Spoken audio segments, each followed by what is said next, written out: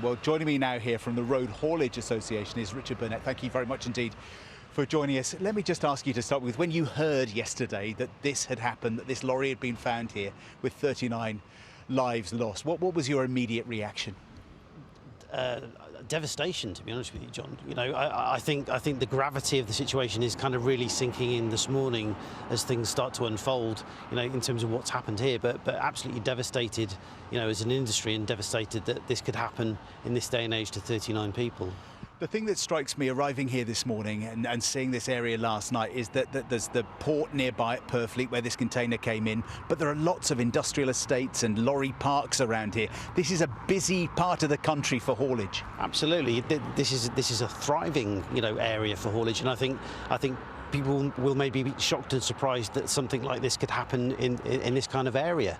You know, this trailer that was brought across from Zeebrugge the day before yesterday, you know, was unaccompanied. The driver picked it up and was obviously en route. But there are lots of unanswered questions for me in terms of what was happening.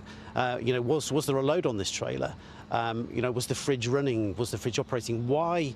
You know, because we still haven't heard as to who found the migrants on board, whether or not, you know, he alerted the police to this situation.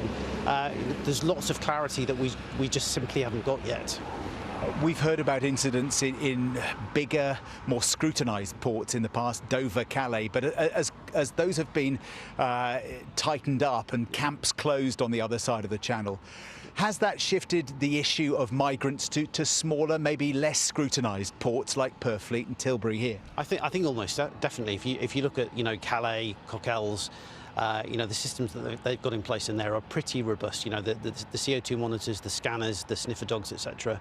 That kind of pushes the problem further out to more remote ports. And if we haven't got the infrastructure in place there from a security perspective to check those vehicles, then traffickers will definitely use those routes to try and get migrants into the UK. Okay, Richard, thank you very much indeed. That possibility of trafficking is just one thing that the police are looking into.